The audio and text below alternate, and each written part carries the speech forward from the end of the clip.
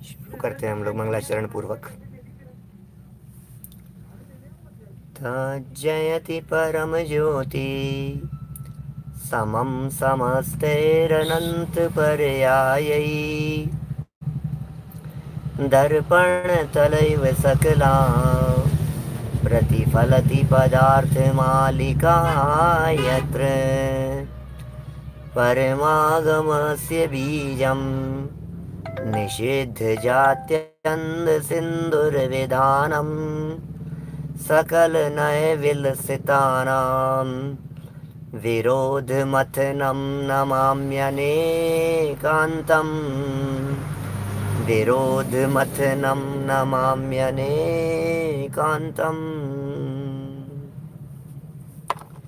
पुरुषार्थ सिद्धि उपाय के आधार से यहाँ हमारी चर्चा चल रही है। अमृतचंद्राचार्य की यह अत्यंत सुंदर रचना है, पुरुषार्थ सिद्धि उपाय नामक ग्रंथ। और परिशहों की हमारी यहाँ चर्चा चल रही थी। बहुत ही सुंदर और मार्मिक प्रकरण यहाँ चल रहा है। मुनिराज अपने जीवन को किस प्रकार से जीते हैं, मुनिराज के जीवन में कैसी कैसी परिस्थितियाँ बन जाती है, लेकिन उन परिस्थितियों को किस प्रकार वे साम्य भाव से सहन करते हैं, बर्दाश्त करते हैं, जीतते हैं। ये कुछ अपूर्व है मुनिराजों का जीवन, लाइफ स्टाइल, सब कुछ। कल हमने आपके बीच में यहाँ नग्न परिचय और याचना परिचय, इन दो परिचयों की चर्चा की थी। आज 7वें परिचय से चर्चा को आगे बढ़ाएंगे। पेज नंबर है 245, 245 नंबर का यह पेज है। अरति परिचय जय। अरति, अरति, रति अरति, हर रति और अरति ये दोनों मुनिराजों के जीवन में नहीं होती है। बड़ा गजब का जीवन है हमारे महामुनिराज का। अरति परिचय है। जगत के जीव इष्ट पदार्थों के प्राप्त होने पर रति मानते हैं और अनिष्ट पदार्थों के प्राप्त होने पर अरति, खेद मानते हैं। क्या क्या बात कह रहे हैं, जगत जनों की बात कह रहे हैं। दुनिया का स्वरूप कुछ ऐसा ही दिखता है। पूरे दुनिया में जितने भी लोग हैं वे सभी लोग ऐसे ही स्वरूप वाले दिखाई देते हैं कि जहाँ कुछ अच्छा दिखाई दिया वहाँ रति करने लग गए, जहाँ पसंद नहीं आई कोई बात वहाँ खेद खिन्न हो गए हैं। क्या कह रहे हैं यहाँ, जगत के जीव इष्ट पदार्थों को प्राप्त होने पर रति मानते हैं। जरा अपनी लाइफ को देखना, अपने अपने जीवन को देखना, टटोलना, कोशिश करना कि मैं कहाँ खड़ा हूँ।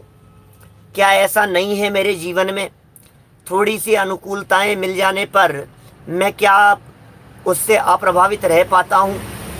थोड़ी सी प्रतिकूलताएं मिले तो क्या मैं उससे अप्रभावित रह पाता हूँ? अनुकूलताएं और प्रतिकूलताएं ये दोनों मुझे 24 घंटे प्रभावित करती रहती है। 24 घंटे मुझे प्रभावित करती रहती है। अनुकूलताएं देख देख कर मैं खुश होता रहता हूँ, प्रतिकूलताएं देख देख कर मैं खेद खिन्न होता रहता हूँ। देखिए तो सही क्या स्थिति है। संजय जी सही कह रहे हैं आप। देखिए बात क्या है यहाँ, मुनिराज क्या करते हैं, एक तरफ हम हैं और दूसरी तरफ हमारे महामुनिराज हैं। क्या दोनों में जरा कंपैरिजन तो करके देखो। ये कह रहे हैं किंतु मुनिराज चाहे जंगल में रहे, कोई उनको भला बुरा कहे तो भी कदापि रति अरति नहीं मानते। ये मुनिराज की लाइफ स्टाइल है। दुनिया उनको भला बुरा कह रही है, मुनिराज चाहे जंगल में रह रहे हैं, मुनिराज चाहे महलों में चले जाएं, मुनिराज की कोई प्रशंसा करने वाले हों या मुनिराज की कोई निंदा करने वाले हों, आलोचना करने वाले हों, प्रत्येक परिस्थिति में हमारे मुनिराज सहज रहते हैं, सहज रहते हैं और अत्यंत सहज रहते हैं। बड़ा गजब का ही स्वरूप है हमारे महामुनिराज का। आखिर ये सहजता आती कहाँ से है? आखिर इस समता के पीछे कौन सी चीज काम कर रही है? किस बात का बल है, किस बात का दम है जिसके दम पर वे इतने सहज रह पाते हैं? परिस्थितियों से प्रभावित होना अज्ञानियों का काम है और परिस्थितियों से अप्रभावित रहना ये ज्ञानियों का काम है। ज्ञानी जीव सदा काल परिस्थितियों से अप्रभावित रहते हैं। अरे हमें कोई फर्क नहीं पड़ता, चाहे घर में रहें, चाहे वन में रहें, चाहे जंगल में रहें, जहाँ रहेंगे आत्म ध्यान धरेंगे, जहाँ रहेंगे आत्मज्ञान करेंगे, जहाँ रहेंगे तत्व ज्ञान भेद विज्ञान करेंगे। ये समता होती है मुनिराजों के जीवन में। क्या माने मुनिराजों के जीवन में जो ये समता है, ये समता कैसी होती है? हमें सीखना है और क्या करना है, हमें उनके बताए हुए मार्ग पर तो चलना है। मुनिराजों का जीवन और मुनिराजों की लाइफ स्टाइल हमारे लिए आदर्श है ना। हमें सब कुछ उनके अनुसार ही तो करना है। जो कह सकते हैं हम, जो बात भगवान महावीर स्वामी के संदर्भ में कहते हैं, भूतकाल प्रभु आपका वह मेरा, वर्तमान वर्तमान जो आपका वह भविष्य मम जान, बात हमने महावीर भगवान के संदर्भ में कह दी। अब इसी बात को हम मुनिराज के संदर्भ में कह देवें तो हम क्या कहेंगे? भूतकाल गुरु आपका, हे गुरु, हे मुनिराज, हे वीतरागी संतों, जो आपका भूतकाल था गृहस्थ दशा वह मेरा वर्तमान, और वर्तमान हे मुनिराजों जो आपका है, हे हमारे वीतरागी संतों, हे गुरुओं, जो आपका वर्तमान है वह भविष्य मम जान, वो मेरा भविष्य होने वाला है। इसमें कोई दो राह नहीं है कि हमारे जीवन में भविष्य में ये वीतरागी समता प्रकट होगी, होगी ही होगी, नो डाउट। इसमें कोई डाउट करने का सवाल ही नहीं है। जितने लोग सामने सुन रहे हैं, जितने लोग बैठे हुए हैं, जितने लोग विराजमान हैं, जितने लोग भविष्य में सुनने वाले हैं हमारी इस चर्चा को, आज कल परसों, महीने, 2 महीने, साल, 2 साल, 5 साल बाद, 25 साल बाद भी जब तक ये सुना जाएगा तब तक जो जो व्यक्ति सुनेगा, हर व्यक्ति एक न एक दिन वीतरागी होने वाला है। क्या सोचिए आप क्या कह रहे हैं यहाँ पर? ये देखिए, आप चाहे जंगल में रहें, कोई उनको भला कहे, कोई उनको बुरा कहे, क्या क्यों नहीं लगता है उनको भला बुरा? क्योंकि वे जानते हैं सामने वाला व्यक्ति जिसे देख करके कह रहा है वो मैं नहीं हूँ। सामने वाला व्यक्ति जिसकी प्रशंसा कर रहा है वो मैं नहीं हूँ। सामने वाला व्यक्ति जिसकी निंदा कर रहा है वो मैं नहीं हूँ। सामने वाला व्यक्ति शरीर को देख करके निंदा करता है, सामने वाला व्यक्ति वाणी को देख करके प्रशंसा करता है, सामने वाला व्यक्ति भाई आचरण को देख करके प्रशंसा करता है, लेकिन भैया मैं तो हूं ही नहीं ना। क्या मैं तो हूं ही नहीं? अब जिसकी निंदा की जा रही है मैं वो नहीं हूं, जिसकी प्रशंसा की जा रही है वो मैं नहीं हूं। यह बात परम सत्य है कि मैं कोई तत्व अपूर्व हूं, प्रशंसनीय तत्व हूं, लेकिन मैं वो प्रशंसनीय तत्व हूं जिसकी प्रशंसा तीर्थंकर परमात्मा करते हैं। मैं वो प्रशंसनीय तत्व हूं जिसकी प्रशंसा हमारे वीतरागी संत करते हैं। मैं वो प्रशंसनीय तत्व हूं, वो प्रशंसनीय तत्व हूं जिसकी चर्चा करते हुए सर्वार्थ सिद्धि के देव 33 सागर तक थकते नहीं है, अघाते नहीं है। माने चर्चा रिपीट नहीं होती है और गुणानुवाद चलता रहता है। वो प्रशंसनीय तत्व हूं मैं। मुझे बतलाइए, क्या कोई सामने वाला व्यक्ति मेरी वो प्रशंसा कर सकता है क्या? मैं किस बात से प्रभावित हूं बतलाइए। प्रभावित नहीं होते मुनिराज इस बात से। वे इसलिए प्रभावित नहीं हो रहे हैं क्योंकि आप कितनी प्रशंसा करेंगे, किसकी प्रशंसा करेंगे बतलाइए। संजीव जी भाई साहब, आप ऐसा कर रहे हैं, आप ऐसा कर रहे हैं, आपकी ऐसी महिमा, काय की महिमा आ रही है, क्या दम है बतलाओ मेरे को। वाणी की महिमा आती है, समझाने की महिमा आती है। जिस क्षेत्र पर चले जाते हैं लोग मिलते हैं, पंडित जी आपको सुनते हैं, पंडित जी आपको सुनते रहते हैं, हमने आपको सुना है, हम आपको रोज सुनते हैं। जहाँ जाओ खड़े हो जाते हैं। आपको काय की महिमा आ रही है? सुनने सुनाने की महिमा आ रही है, बस इन बातों की महिमा आ रही है। मुनिराज देखिए, सुनिए मेरी बात। यदि आप इस प्रशंसा को सुनकर के खुश होते हैं तो इसका निश्चित तौर पर मान करके चलिए कि जब कोई सामने वाला व्यक्ति ये कहेगा कुछ भी आपके बारे में तो फिर निंदा ही होगी, फिर आपको बुरा लगेगा ना। माने प्रशंसा सुनकर के यदि आपको बहुत अच्छा लग रहा है तो निंदा से आप दुखी हुए बिना नहीं रहेंगे। आपको दुखी होने से दुनिया में बचाने वाला कोई नहीं होगा, ये समझ लीजिए आप। बोलो। आप समझ रहे हैं हम क्या कह रहे हैं? बात बात क्या चल क्या रही है यहाँ पर, बात क्या चल रही है, ये कहना क्या चाहते हैं? निंदा और प्रशंसा से अप्रभावितपन की बात क्या कहना चाह रहे हैं? नीचे मानो छंद का भावानुवाद जैसा दिखता है, इसी का अनुवाद कर लिया है दौलत राम जी ने छेड़ाला में, क्योंकि ये दौलत राम जी कासलीवाल साहब ये ज़्यादा पहले हुए हैं, और दौलत राम जी जिन्होंने छेड़ाला लिखी है वो इनके कुछ बाद में हुए हैं। वे लिखते हैं, पंक्तियां दौलत राम जी की आप सबको याद होगी। हरि मित्र महल मसान कंचन कांच निंदन तुतिकरण अर्घावतारण असि प्रहारण में सदा समता धरण। क्या बोलो? अर्घावतारण असि प्रहारण, क्या बात कर रहे हो? अरि मित्र, शत्रु हो या मित्र हो, महल हो या शमशान हो, महल मसान, अरि मित्र महल मसान, कंचन कांच, कांच के टुकड़े हो, कंचन माने गोल्ड हो, कंचन कांच, निंदा करने वाले हो या प्रशंसा करने वाले हो, निंदन तुतिकरण और अर्घावतारण असि प्रहारण में सदा समता धरण। अर्घावतारण, कोई अर्घ से आरती उतार रहा हो, और असि प्रहारण, कोई तलवार से प्रहार कर रहा हो, में सदा समता धरण, हमेशा ही समता धारण करने वाले होते हैं हमारे महामुनि राज। अर्घावतारण असि प्रहारण में सदा समता धरण। बातें क्या गजब गजब की बातें हैं।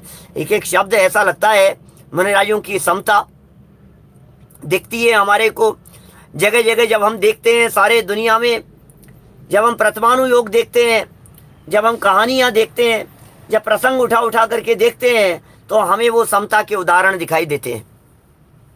मुनिराजों की समता के लिए अनगिनती उदाहरण मिलेंगे आपको। मैं नहीं, हमारे सब श्रोता समता भाव के लिए वो सब उदाहरण दे सकते हैं। क्या सब आप उदाहरण दे सकते हैं, चाहे वो गज कुमार मुनिराज की बात कर लो, यशोधर मुनिराज, जो जो जो नाम आपको लेना हो सब लो आप यशोधर मुनिराज के गले में मरा हुआ 3 दिन तक सर्प पड़ा रहा, और फिर ऐसा हुआ और फिर ऐसा हुआ, और सब वो चेलना ने जा करके ये किया, और श्रेणी को और चेलना दोनों को समान आशीर्वाद। समता समता की तो उदाहरण है, और क्या है? कहानियां नहीं सुनानी है मेरे को, लेकिन सिद्धांत क्या है, आधार क्या है उसके पीछे, ये कैसी समता मुनिराज जी रहे हैं, कि कितने सहज हैं भाई। देख देख करके हमें ऐसे लगता है जिनके महल और भयंकर वन एक जैसे हैं। जंगल में बैठे हो, जय महल में बैठे हो। अभी एक हम 64 रिद्धि विधान किया ना हमने, तो एक रिद्धि बतलाई उसमें, जल में चले सो थल के समान, और थल में चले तो जल के समान। ये क्या कह रहे हैं? जल में थल के समान, थल में जल के समान। ये कैसी बातें हैं यार, ये किस तरह की बातें कर रहे हैं? बड़ी अटपटी सी बातें लगती है हमारे को। ऐसे ही महलों में यदि चले जावें तो ऐसा लगे कि ये सब उजड़ा उजड़ा दिखाई देता है। यहाँ जंगल में आ जावें तो उन्हें लगता है इससे ज़्यादा फैसिलिटी व्यवस्था और क्या हो सकती है। अब बिल्कुल उल्टा लगता है। जगत से निराली होती है मुनिराजों की चाल, जगत से उल्टी होती है उनकी चाल। जगत जनों की चाल अलग प्रकार की और मुनिराजों की चाल अलग प्रकार की। ज्ञानी की चाल लौकिक जनों से विपरीत हुआ करती है, लौकिक जनों से बिल्कुल विपरीत चाल होती है ज्ञानियों की। इसीलिए जगत के अज्ञानी जीवों को ज्ञानी जीव नादान और मूर्ख नजर आते हैं, और ज्ञानियों को जगत के जीव मूर्ख नजर आते हैं। ऐसा ही स्वरूप है। ज्ञानियों के बारे में बात करो तो जगत के अज्ञानी नादान मूर्ख लोग क्या कहेंगे? अरे यार एक काय पागल हो गया, सब छोड़ के बैठा है। ऐसा लगेगा अरे यार ये क्या पागल है क्या यार, इनका दिमाग खराब है क्या यार, ऐसा लगेगा। जगत के जीवों को ऐसा लगेगा रात को ही नहीं खाते, पागल हो गए, तो अभी से ही छोड़ दिया, पागल हो गए। तो जमीन खंड नहीं खाते, अरे यार फिर खाते क्या हो आप, पागल हैं। अज्ञानियों को ज्ञानी जीव पागल नजर आते हैं, लेकिन ज्ञानियों को अज्ञानी नादान पागल नजर आते हैं, ना समझ नजर आते हैं। क्या करें, ऐसा ही स्वरूप है जगत का, स्वरूप ही ऐसा ही है। क्योंकि दोनों की चाल एक दूसरे के विपरीत है। ज्ञानियों की चाल अज्ञानी से विपरीत होती है, अज्ञानियों की चाल ज्ञानी से विपरीत होती है। यहाँ ज्ञानियों की चाल की चर्चा कर रहे हैं अपन लोग। कैसी चाल है ज्ञानियों की?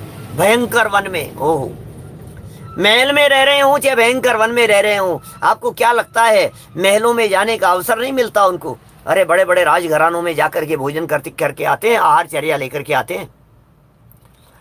मुनिराजों की आहार चर्या गरीब से गरीब घर में भी हो जाती है और संपन्न परिवारों में भी हो जाती है। वे चेहरा देख करके आहार ग्रहण नहीं करते, वे अपनी प्रतिज्ञा देख करके आहार ग्रहण करते हैं। मुनिराज ये नहीं देखते हैं आहार ग्रहण करते समय देने वाला कितना संपन्न है। पैसे वालों के यहाँ आहार होगा, संपन्न लोगों के यहाँ आहार होगा। कितना पैसा दोगे वो व्यक्ति आहार ग्रहण कर, आहार देने का कहाँ दुनिया में क्या क्या हो रही है हाल, क्या कहें। यहाँ जो बात है ये बात तो बड़ी गजब की है भैया, कोई फर्क नहीं पड़ता है। मुनिराजों की आहार चर्या के लिए जिन शब्दों का प्रयोग किया गया है, आप यदि उन शब्दों को देखेंगे तो आप सहज ही समझ पाएंगे। गोचरी है भाई साहब, भ्रामरी है भाई साहब, भ्रामरी है, भ्रमर जैसे हैं, गर्त पूरण अक्ष भक्षण दाक्षमण, 5 शब्द दिए हैं। गोचरी है, गोचरी देने वाले से प्रभावित नहीं होते, देने वाला कौन है? देखिए जरा, भयंकर वन और महल में चले जाएं, शत्रु और मित्र, कनक और पाषाण। अरे कौन दुश्मन और कौन मित्र? अपनी विकारी परिणति को अपना मित्र शत्रु जानते हैं, अपनी वीतराग परिणति को अपना मित्र जानते हैं। जिन्हें मित्र भी अंदर ही दिखाई देते हैं और जिन्हें शत्रु भी अंदर ही दिखाई देते हैं, वे जगत में मित्र और शत्रु खोजने की मिथ्या कल्पना नहीं किया करते। बोलो, जगत में मित्र खोज रहे हो, जगत में शत्रुओं को खोज रहे हो, ऐसी ऐसी मिथ्या कल्पना नहीं करते वे। ये मेरा शत्रु है, ये मेरा शत्रु है, ये मेरा मित्र है, ये मेरा सगा है। कौन किसका मित्र और कौन किसका शत्रु भैया? तेरे शत्रु तेरे अंदर में बैठे हुए हैं, तेरी विकारी परिणति तेरा शत्रु है। किंचित बचा हुआ संज्वलन का परिणाम उसे अपना शत्रु जानते हैं। अनंतानुबंधी अप्रत्याख्यानावरण और प्रत्याख्यानावरण तो जीवन में बची नहीं है। 3 कषाय चौकड़ी का तो अभाव हो चुका है, 3 कषाय चौकड़ी तो उनके जीवन में बची नहीं है, सद्भाव नहीं है। अब जो किंचित संज्वलन बच गई है, उस संज्वलन की कषायों को, उस संज्वलन की परिणति को अपना शत्रु जानते हैं, उसे अपना दुश्मन जानते हैं। बोलो, आप सोचिए जरा, क्या किसे किसे शत्रु समझ रहे हैं? वो किसे माने शत्रु? आप मानिए, आप किसको शत्रु मान रहे हैं? सोचो जरा एक बार दिमाग में, आपको कौन कौन दुश्मन नजर आ? दुश्मन है ये तो मेरा, दुश्मन है ये तो मेरा। आज संपदा के नाम पर भाई भाई दुश्मन बने हुए हैं। आज संपदा के नाम पर परिवार के लोग आपस में एक दूसरे के दुश्मन बने हुए हैं। कोई किसका दुश्मन है, कोई किसका दुश्मन दिखाई देता है। पड़ोसी दुश्मन दिखाई दे रहे हैं, व्यापारी दुश्मन दिखाई दे रहे हैं, कॉम्पिटिटर दुश्मन दिखाई दे रहे हैं। हमारी दृष्टि में चारों तरफ दुश्मन ही दुश्मन दिखाई दे रहे हैं। अरे भैया देखो ये सारे, अरे दुश्मन है भाई, संभल के रहना, संभल के रहना। बोलो, चारों तरफ हमें संभल के रहना भैया, संभल के रहना। बच्चों को शिक्षा, बेटा संभल करके रहना, कौन व्यक्ति कब धोखा दे जाए। और वास्तव में पंचम काल के मनुष्यों का स्वरूप भी ऐसा ही है। पंचम काल के मनुष्यों के हृदय में मायाचारी, छल कपट, धोखाधड़ी, बेईमानी, ये सब कूट कूट के भरे हुए दिखाई देते हैं। क्या ये सब भरे हुए हैं? जहां देखो वहां आपको ये सारी बातें दिखाई देगी। जहां देखो वहां सारे दुनिया भर में। वहां स्वामी आचार्य का सूत्र याद आता है इस प्रसंग पर, जगत काय स्वभाव हुआ संवेग वैराग्यार्थम। जगत का स्वभाव, काय का स्वभाव, जगत काय स्वभाव हुआ, जगत काय स्वभाव हुआ संवेग वैराग्यार्थम। भैया जगत का स्वरूप विचार करो, आपको वैराग्य हुए बिना नहीं रहेगा। दुनिया को देखो आप, आपको वैराग्य हुए बिना नहीं रहेगा। आप जरा लोगों के मन में, लोगों के दिलो दिमाग में उतर करके देखो तो सही, एक बार झांक करके तो देखो। आपको मायाचारी और छल कपट नजर आएंगे, आपको बेईमानी नजर आएगी, आपको धोखे नजर आएंगे। ईमानदार चलता हुआ व्यक्ति ऐसा लगेगा जैसे ये क्या धोखा कर गया है, ये हमारे साथ में क्या गेम खेल गया है, ये बातें आपको नजर आएगी। क्या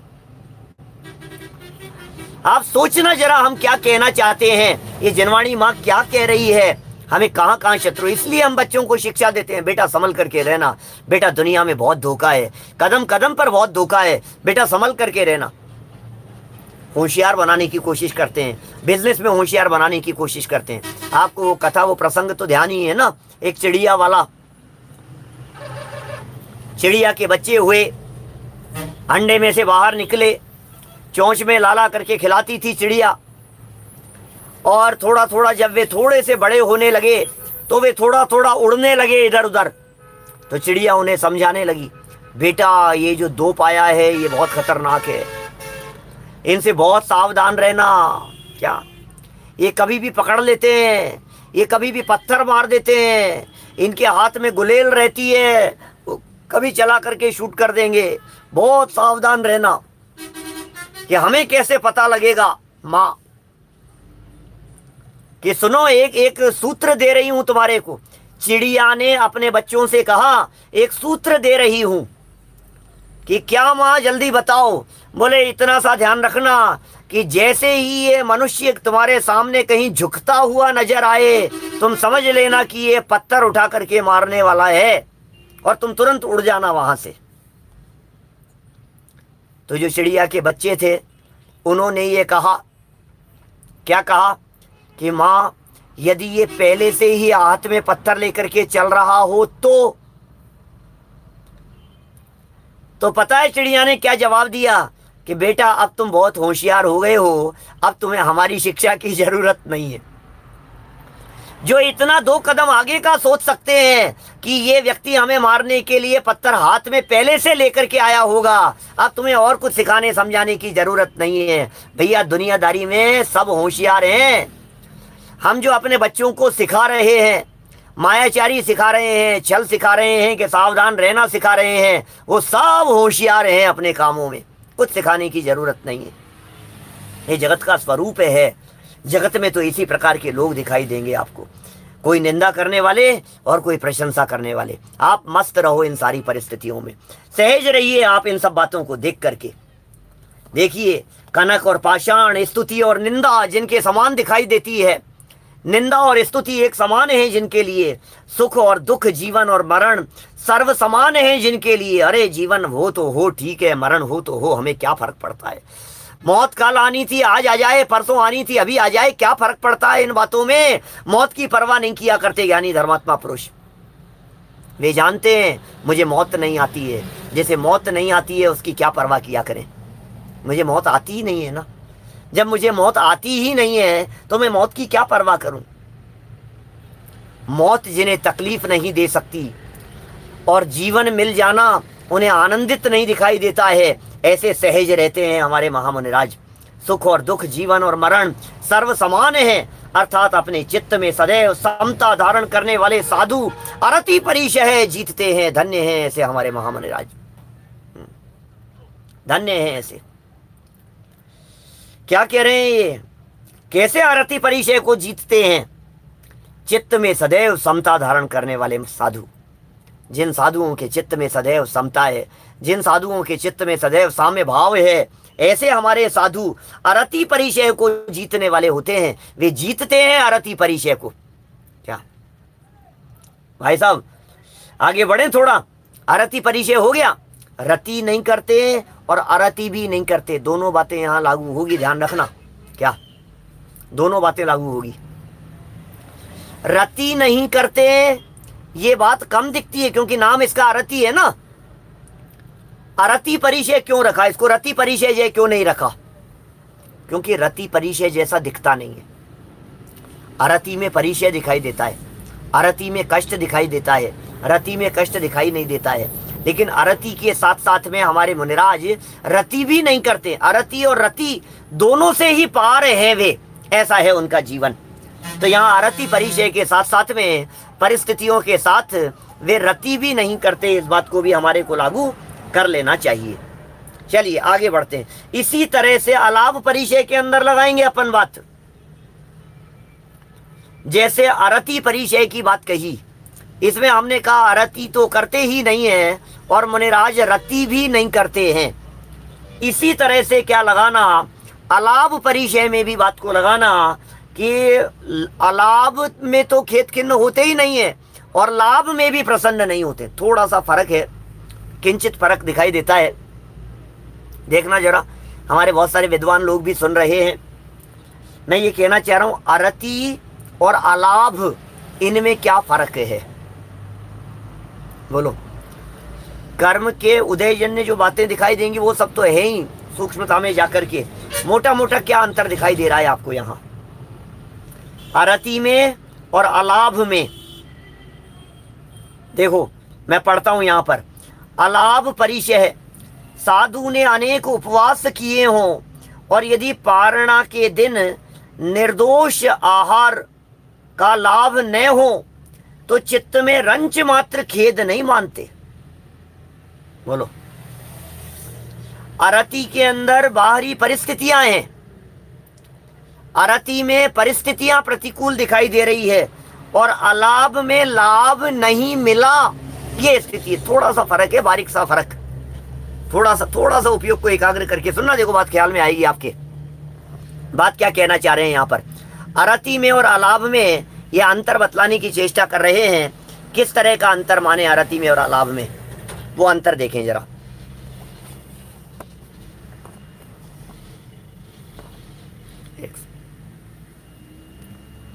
अरति में परिस्थितियां प्रतिकूल है, अरति में कांटों पर, अरति के अंदर आप समझ लीजिए कांटों पर चल रहे हैं, वो आगे आएगी एक्चुअल में, चर्या के अंतर्गत लेंगे उस शब्द को, उस वाक्य को।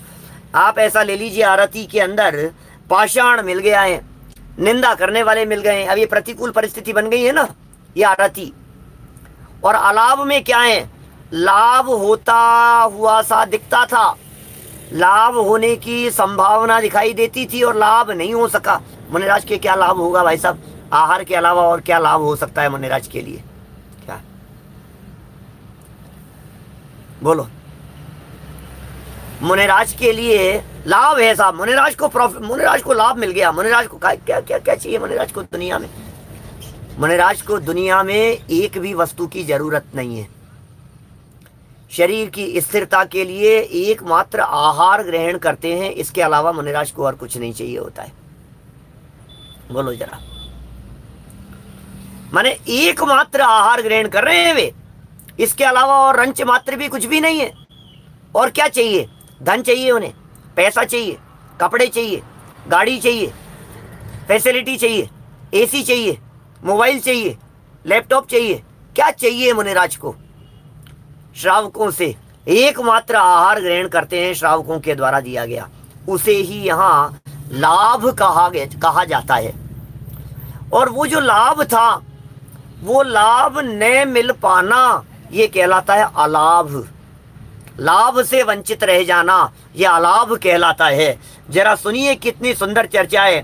साधु ने अनेक उपवास किए हों, 3 दिन के उपवास किए भाई साहब, 5 दिन के उपवास कर लिए हमारे मुनिराज ने।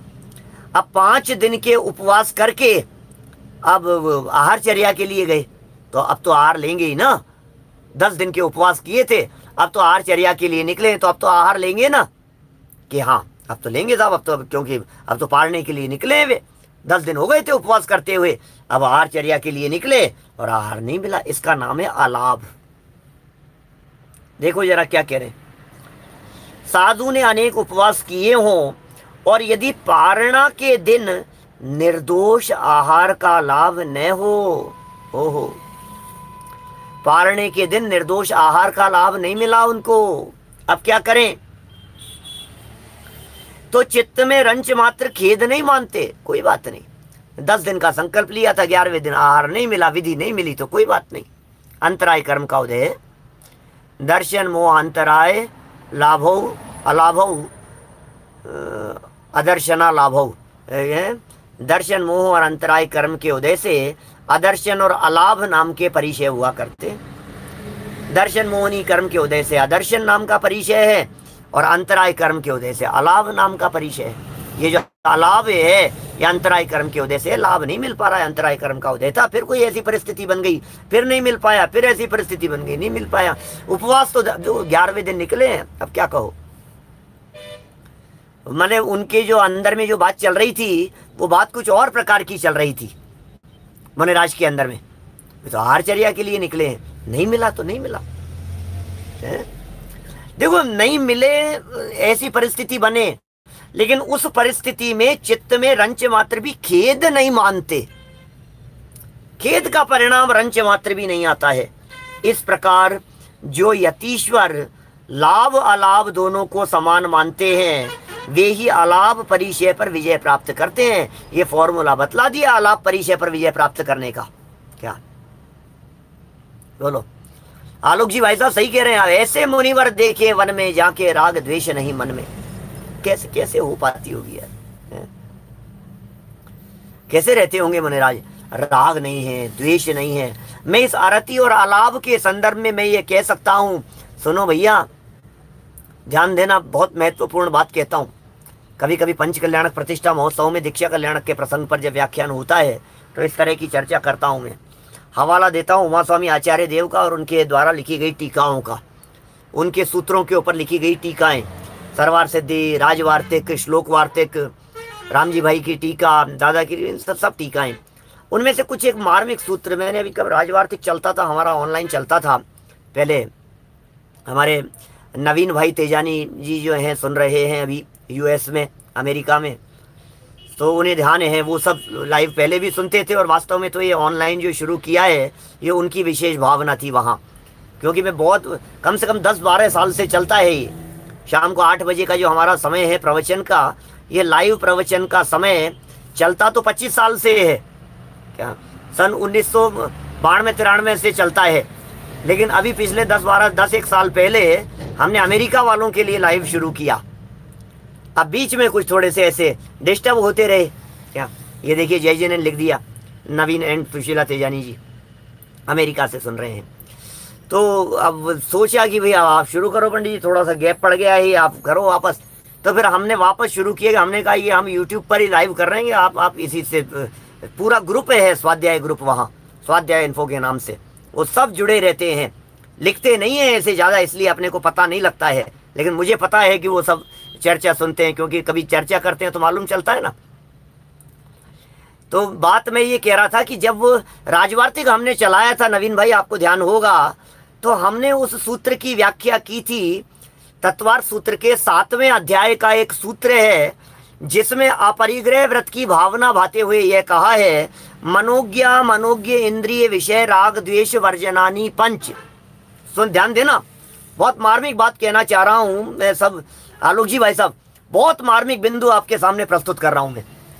मुनिव्रत धारण करने की भावना भाने वाले व्यक्ति के संदर्भ में उमा स्वामी आचार्य देव सूत्र प्रस्तुत कर रहे हैं। पंचम काल के मुनिराज हैं, ध्यान देना। मैं अभी 3 दिन गजपंथा के अंदर हमारा शिविर था, बहुत सारे साधर्मी बहुत नए थे, बिल्कुल बेसिक से ऐसे प्रश्न हमारे सामने आते थे। वे कहते थे अरे पंडित जी ऐसे ऐसे परीक्षाओं की बात कर, क्योंकि पहले दिन ऐसा ही किया था मैंने, परीक्षाओं की चर्चा चल रही थी। अरे पंडित जी ये तो चौथे काल के मुनिराजों जैसी चर्चा कर रहे हो आप, चौथे काल में होते होंगे, ऐसे कैसे मुनिराज हो सकते हैं, अभी तो पंचम काल चल रहा है। मैंने कहा भैया सुनो, ये पंचम काल के मुनिराजों ने लिखी है ये चर्या जो हम पढ़ रहे हैं यहाँ पर। आप किसी गलत फहमी में मत रहना। एक होए तृण काल वहां परमारथनो पंथ, परमार्थ का मार्ग 3 काल में एक होता है। ये जो बातें हम यहाँ पढ़ रहे हैं, ये बातें चौथे काल की लिखी हुई नहीं पढ़ रहे हैं क्या, ये बातें अभी की लिखी हुई है, ये बातें पंचम काल की लिखी हुई है, ये बातें पंचम काल के मुनिराजों ने लिखी है। क्या बोलो क्या लिखी? सुनना, सूत्र का अर्थ समझना एक बार। मनोज्ञ अमनोज्ञ इंद्रिय विषय राग द्वेष वर्जनानी पंच।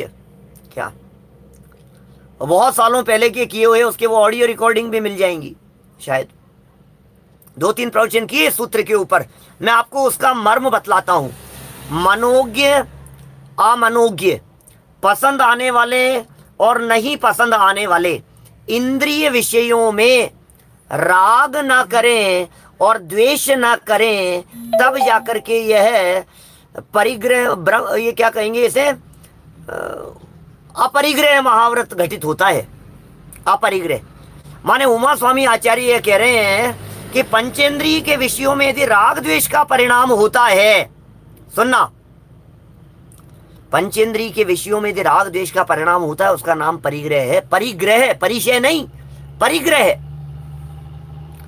संतोष जी भाई साहब आप कह रहे हैं लिखना बहुत, मतलब लिखा है और होना दोनों में बहुत फर्क है, बात तो बिल्कुल सही है। परिग्रह त्याग व्रत के संदर्भ में वीरेंद्र जी, ये भी हमारे विद्वान हैं, शास्त्रीय विद्वान हैं, सुनो जरा बात क्या है। मनोज्ञ विषय, अमनोज्ञ विषय, इनमें राग और द्वेष वर्जनानी वर्जित है। राजेश भाई बोलो। मनोज्ञ और अमनोज्ञ इंद्रिय विषयों के अंदर राग द्वेष किया तो इसका नाम परिग्रह है। इसका खुलासा करते हुए हमने इस तरह की बातें कही। बहुत बातें हैं, 2-4 घंटे चर्चा की जा सकती है सूत्र के ऊपर। अरति और अलाभ परिचय के संदर्भ में बात कर रहा हूं। अरति और अलाभ परिचय के संदर्भ में बात कर रहा हूं। बाहर में मौसम बहुत अच्छा हुआ, बादल छा रहे हैं चारों तरफ, वाह क्या ठंडी हवा चल रही है, कितना अच्छा मौसम है। भैया ये कौन सी इंद्री का विषय है? स्पर्शन इंद्री का विषय है। ठंडी हवाएं चल रही है, कितना प्लेजेंट वेदर दिखाई दे रहा है। ओ गजब, कितना सुंदर, हाँ मजा आ गया। क्या ठंडी ठंडी, एक हवा का, पसीनों में तरबतर हो रहे थे और एक हवा का झोंका आया और आपको यदि अच्छा लग रहा है, वो हवा का झोंका आपके लिए परिग्रह है, परिचय नहीं, परिग्रह है। परिग्रह, आप परिग्रहधारी हैं, ये कहना चाह रहे हैं उमा स्वामी आचार्य। इंद्रिय विषयों में राग, इंद्रिय विषयों में द्वेष। जंगल में बैठे हुए हैं और बैठे बैठे एकदम कोई गार्डन जैसा दिखाई दिया, हरियाली दिखाई दी, कुछ ग्रीनरी दिखाई दी, कुछ फल फूल दिखाई दिए, अच्छे फ्लावर दिखाई दिए कलरफुल, और उन्हें देख करके उनके प्रति राग का परिणाम आ रहा है, यार कितना सुंदर है। ये चक्षु इंद्रिय संबंधी परिग्रह है। क्या बोलो बुरीचा जी साहब, ये चक्षु इंद्रिय संबंधी परिग्रह, इसका नाम परिग्रह है। क्या बात कर रहे हो आप? अच्छा, और होता क्या है भाई साहब? और लेना देना क्या है? आपका जो राग द्वेष का परिणाम है, इसके इसी तो परिग्रह कहते हैं। और परिग्रह किस चीज का है? दुनिया तो दुनिया है, जगत तो जगत है, पदार्थ तो पदार्थ हैं।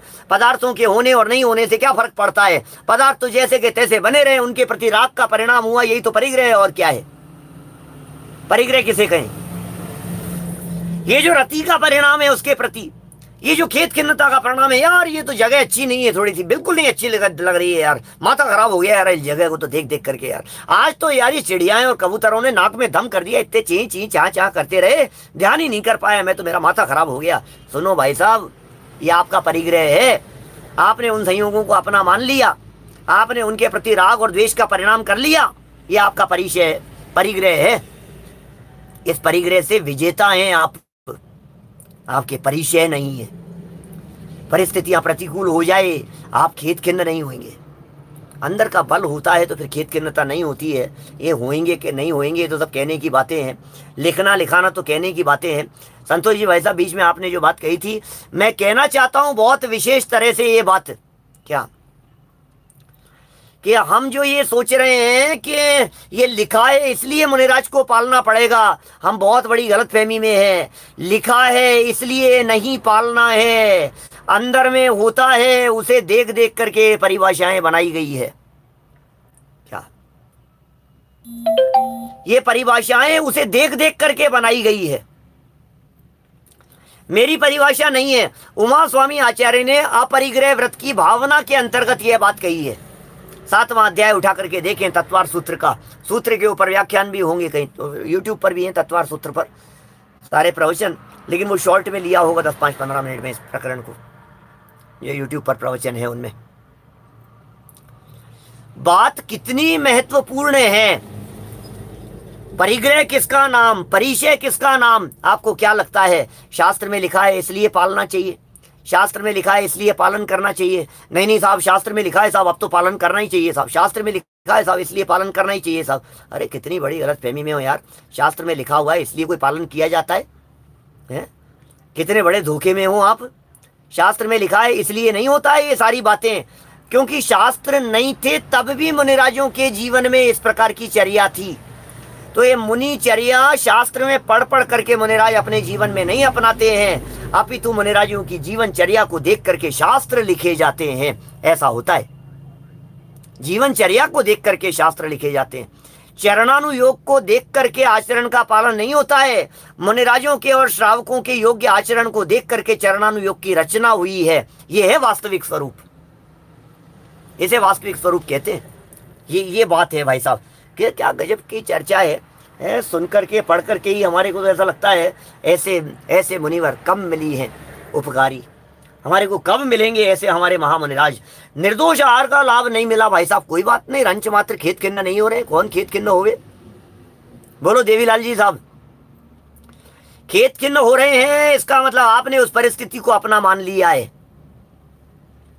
बोलो बोलो सुरेंद्र जी भाई साहब कोटा से, क्या कहना है? आप यदि खेत खिन्न हो रहे हैं, इसका मतलब आपने उस परिस्थिति को अपना मान लिया। सामने वाले ने गाली दी और आप दुखी हुए, इसका मतलब आपने उसकी गाली को एक्सेप्ट कर लिया। सीधी सी बात है, और क्या है? और क्या कहूं आपसे जिग्नेश भाई? सामने वाले ने हमारे को बुरा भला कहा और मेरा चेहरा मुरझा गया। अब चेहरा मुरझा गया, इसका मतलब यह है कि सामने वाले का प्रयोजन सिद्ध कर दिया हमने।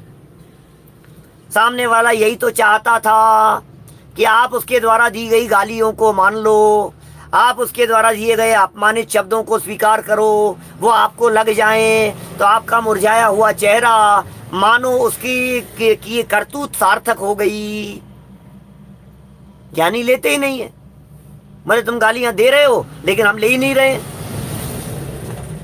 लगती तो है नहीं। तुम गालियां देते रहो लेकिन हम लेंगे ही नहीं। अब बोलो आप क्या करोगे? आप क्या दे रहे हैं? आप मिठाई देंगे, आप आहार दान देंगे, विधि मिलेगी तो हम ले लेंगे। आप गालियां देंगे, हम लेंगे ही नहीं। आप क्यों लेते हो दूसरों की निंदा को? आप क्यों लेते हो अपने ऊपर इन संकटों को? लेते ही नहीं है, मस्त रहते हैं हम, मस्त रहते हैं, मस्त रहते हैं, मस्त रहते हैं। क्या गजब है भाई साहब। इस प्रकार है जो यतीश्वर लाभ अलाभ दोनों को समान मानते हैं। लो, दोनों को समान मानते हैं। तो शब्द जो लिखे जाते हैं शास्त्रों में से अपन पढ़ते हैं, अपने को सुन करके ऐसा लगता है, प्रमोद जी भाई साहब, ऐसा लगने लग जाता है अपने को दोनों को समान मानते हैं, समान मानते हैं। लाभ अलाभ दोनों को समान मानते हैं, ऐसा कैसे होगा? आप कल्पना कीजिए, आज 2 लाख रुपए का प्रॉफिट और 2 लाख रुपए का नुकसान, ये दोनों एक ही बात है। हाँ, लाभ और अलाभ दोनों को एक समान मानते हैं। भोजन मिल गया, बहुत अच्छा मनपसंद भोजन मिला, और आज रोटियां ही नहीं मिली, बोलो दोनों को एक समान मानते हैं। अब मुझे समझ में नहीं आ रहा है यार, ये क्या बात है भाई साहब? एक समान मानने का मतलब क्या होता है?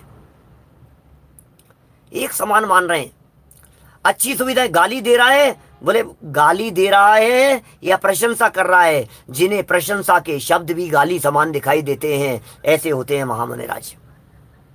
आगे आएगा सत्कार पुरस्कार नाम का एक परिचय है, आगे आएगी चर्चा, 1-2 दिन में करेंगे चर्चा जब वहां पहुंचेंगे अपन। लेकिन थोड़ा सा आइडिया मिल रहा है, या अलाभ के माध्यम से और आरती के माध्यम से इस प्रकार की चर्चा होती है मुनिराजों के जीवन में, चिंतन होता है जी कुल मिलाकर के। और तो क्या कहें, दोनों को समान मानते हैं, वे ही अलाभ परिचय पर विजय प्राप्त करते हैं। वे जीतते हैं अलाभ नाम के परिचय को। कैसे जीतेंगे? आहार नहीं मिला, ओहो यार। अब देखो मैं आपसे पूछता हूं, ऋषभ देव स्वामी ने सच में तो आहार के लिए 6 महीने तक ही नहीं उठे थे ना, वो 6 महीने के लिए उपवास था ना उनका। तो सच्चा उपवास यदि देखो आप तो 6 महीने का उपवास था उनका। बाद में तो उपवास क्या कहें, आहार चर्या के लिए निकल रहे थे, अब विधि नहीं मिली तो लौट करके वापस आ गए। विधि नहीं मिली इसलिए पलट करके वापस आ गए।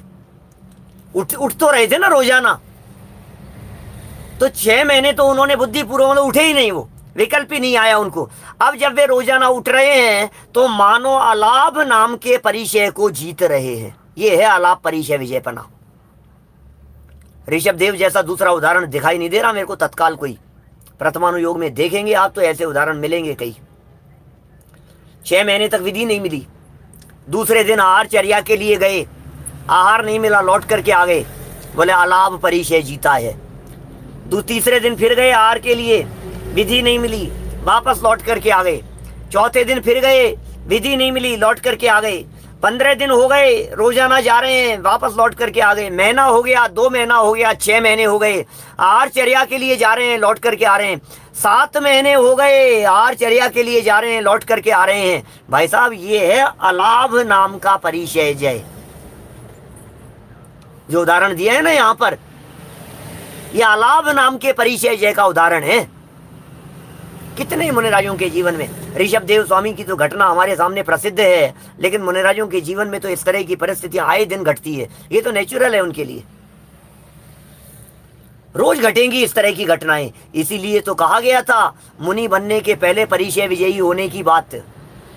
परिचय जीतने की सामर्थ्य हो तो मुनि बनना। कंपलसरी है ये सारी चीजें, day to day routine life में आएंगी इस तरह की चीजें। 3 दिन उपवास के बाद में उठे और नहीं मिलेगा, अंतराय हो जाएगा, विधि नहीं मिलेगी। 2 घास लेने के बाद में कहीं बाल आ जाएगा, कहीं चींटी आ जाएगी, कहीं कुछ हो जाएगा, कहीं कोई मच्छर उड़ता हुआ आ जाएगा, अंतराय हो जाएगा। अटपटी सी प्रतिज्ञाएं लेकर के निकले हैं, नहीं नहीं हुआ तो नहीं हुआ। मेरा कहने का मतलब यह है मुनिराज किस तरह की बातें इन परिचयों को जीतते समय चिंतन करते हैं, सोचते हैं अपने अंदर में। अरे भाई साहब, दुनिया में भले ही उन्हें अलाभ दिखाई देवे, उन्हें तो निरंतर आत्म लाभ हो रहा है। उन्हें तो निरंतर अतीन्द्रिय आनंद का लाभ हो रहा है। जगत के जीव अलाभ देख रहे हैं और मुनिराज उस अलाभ में भी अपना लाभ देख रहे हैं। क्या आहार चर्या के लिए गए, आहार मिल गया, चलो ठीक है कोई बात नहीं। आहार चर्या के लिए गए, आहार नहीं मिला, चलो अच्छा ही हुआ। आहार नहीं मिला, आहार मिलता तो आधा घंटा वहां भोजन करने में लग जाता, 15 मिनट भोजन करने के अंदर लग जाता, अच्छा हुआ मैं निर्विकल्प हो गया, मेरा विकल्प टूट गया, चलो अच्छा ही हुआ। अब छोड़ो भोजन का विकल्प, हम तो आत्मा के अतीन्द्रिय रस का रसास्वादन करेंगे। ऐसे ऐसे चिंतन के बल पर जीतते हैं वे सारी बातें। अद्भुत बातें हैं, अपूर्व बातें हैं। ये मैंने अरति और अलाभ इन 2 परिचयों की चर्चा अभी आपके बीच में की है। शेष चर्चा को हम आगे बढ़ाएंगे। हम कल सुबह जो चर्चा करेंगे सो तो ठीक है ही, सुबह और शाम में हम देखते हैं कैसे क्या परिस्थिति बनती है। क्योंकि एक प्रवचन मुझे भाव है, कल 26 जनवरी है, गणतंत्र दिवस के ऊपर लेने का। गणतंत्र दिवस है ना हमारा, तो इस 26 जनवरी के अवसर पर या तो सुबह का व्याख्यान लेंगे या शाम का करेंगे, कैसे क्या परिस्थिति बनेगी। अब जो भी होगा और जैसा भी होगा देखते हैं, जो मनाव बनता है। और यदि कदाचित कोई आगे पीछे हुआ और यदि पुराना भी करने का विकल्प हो सकता है, देखते हैं। आप लोगों को सूचना मिलेगी, सुबह मोक्ष मार्ग प्रकाशक के अंदर मिलते हैं अपन लोग, उसकी चर्चा करेंगे। दोपहर में क्षत्र चूड़ामणि यथावत चल ही रहा है, आप लोगों को सूचना है ही। हम देखते हैं शाम का समय ज़्यादा ठीक लगता है तो शाम के समय सोचेंगे, जो भी होगा देखते हैं। चलिए, जनवाणी स्तुति। निज निधि निज में बताई, यह अनंत उपकार है। उसके लिए जिन वाणी माँ को वंदना शत बार है, वंदना शत बार है। 9 बाणों का मंत्र।